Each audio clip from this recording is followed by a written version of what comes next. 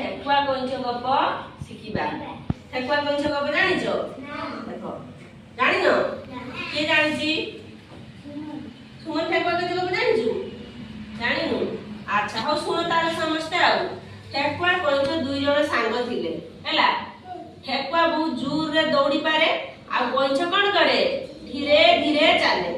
দিনে ঠেকুয়া কইলা কইଁছ ভাই চালো আমি দুই জন দৌড় প্রতিযোগিতা করিবা। দৌড়রে যে প্রথমে জিতিব সিয়ে জিতিব। আউ সেমানে গোটে দূରରେ থিবা তাଳ গଛ ଗୋଟେ ଚିହ୍ନ କଲେ କହିଲେ ସେ ତାଳ ଗଛ ପାଖରେ ଯିଏ ଯାଇ ପହଞ୍ଚି ପାରିବ। ଦେଖ ମଧ୍ୟ ସେଇ ତାଳ ଗଛ ଦେଖା ହଉଛି ହେଲା। ସେଇ ତାଳ ଗଛ ପାଖରେ ଯିଏ ଆଗେ ଯାଇ ପହଞ୍ଚିବ ସିଏ ଜିତିଯିବ। କଇଁଛ କହିଲା ହଉ ଠିକ ଅଛି ତାହେଲେ ଦୌଡ଼ ଆରମ୍ଭ କରିବା। ଦୁଇ ଜଣ ମିଶି ଏକା ସାଙ୍ଗରେ ଦୌଡ଼ ଆରମ୍ଭ କଲେ ହେଲା। କଇଁଛ ତାର ଏମତି ଏମତି ଧୀରେ ଧୀରେ ଧୀରେ ଧୀରେ ଚାଲୁଛୁ କିନ୍ତୁ ଠେକୁଆ ଖପ ଖପ ଖପ ଖପ ଖପ ଖପ ଆଗକୁ ଆଗକୁ ଚାଲି ଯାଉଛି ହେଲା। ଠେକୁଆ ଯାଇ ବହୁତ ଦୂରରେ ପହଞ୍ଚିଗଲା। ପଛକୁ ବୁଲି ଦେଖିଲା ଯେ କଇଁଛ ବହୁତ ପଛରେ ଅଛି। ସେ ମନରେ ଗର୍ବ କଲା ଯେ କଇଁଛ ତ ବହୁତ ପଛରେ ଅଛି, ମୁଁ ଆଗରେ ଯାଇ ପହଞ୍ଚି ଯିବି ଆଉ ମୁଁ ହିଁ ଜିତି ଯିବି।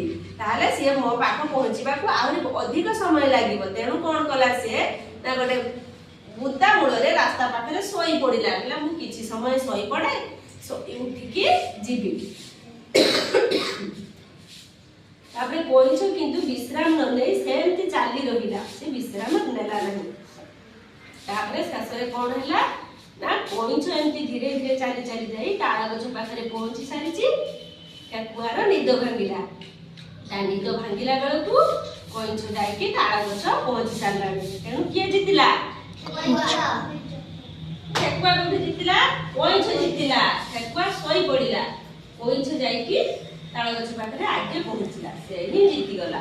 ତେଣୁ ମନରେ ଗର୍ବ କରିବ ନାହିଁ କେବେ, ବୁଝିଗଲା?